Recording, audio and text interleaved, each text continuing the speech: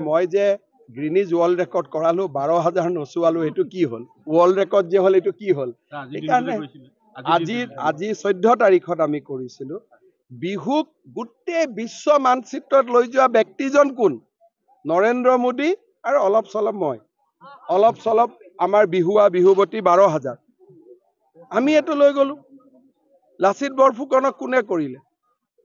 বিশ্ব দৰবাৰত গতিকে আমাক এবিলাক কৈ লাভ নাই আৰু মুখ যদি গালি পাৰে অসমীয়া মানুহে দুই এটা ভোট দিবলগীয়া কংগ্ৰেছকো নিদিয়া হ'ব কাৰণ সকলো মানুহে জানে যে মই সিম্পলি কৰি গৈ আছো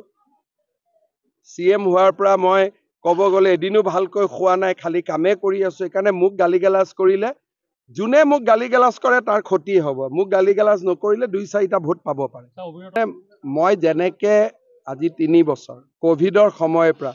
দিনে ৰাতিয়ে মানুহৰ লগতে লাগি আছো ৰেষ্টটো মই লোৱাই নাই গতিকে মুখ গালিগালাজ কৰিলে যিকেইটা ভোট পাবলগীয়া আছিল একেটাও নোহোৱা হ'ব কিন্তু যোৱা এটা দুটা বছৰত বিশেষকৈ কোভিডৰ পিছত আমি বিহু কুলি কেতেকীৰ মাততে পালন কৰি আছো এতিয়া আৰু বন্দুকৰ শব্দও নাই আৰু শব্দ নহব কংগ্ৰেছৰ মানুহবিলাকৰ ৰাজনীতিটো কি যে হিন্দুক অপমান কৰে কেইদিনমান আগতে গৌৰৱ গগৈয়ে যোৰহাটত জিগ্নেশ মেৱানী বুলি এজনক লৈ আহিছে তেওঁ ভগৱানেই নামানে আপোনালোকে গুজৰাটত টাইপ কৰি চাব তেওঁ ভগৱানেই নামানে অৰ্থাৎ গোটেই হিন্দু বিৰোধী ব্যক্তিবিলাকক তেওঁ একলগ কৰি আছে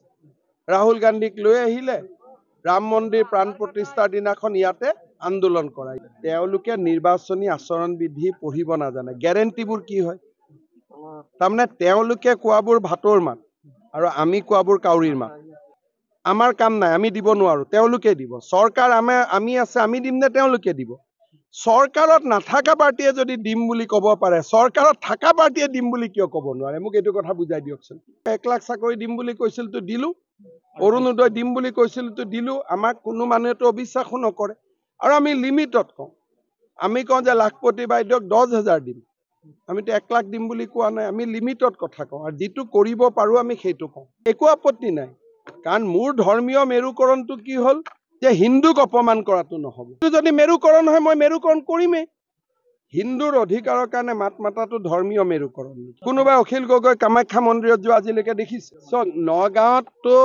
আমিতো কাকো খেদাখেদি কৰা নাই কিন্তু এইবাৰ মুছলমান সমাজ ইছলাম ধৰ্মী সমাজে কংগ্ৰেছক খেদি আছে কিয়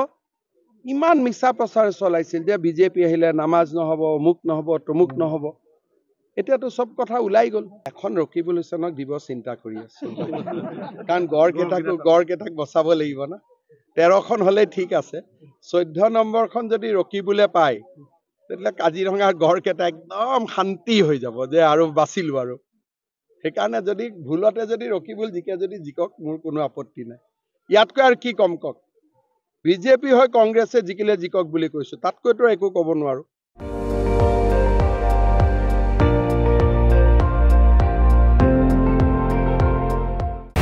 আপুনি চাই আছে ND24 সৰ্বশ্ৰেষ্ঠ নহয় সৰ্বোত্তমৰ দৌৰ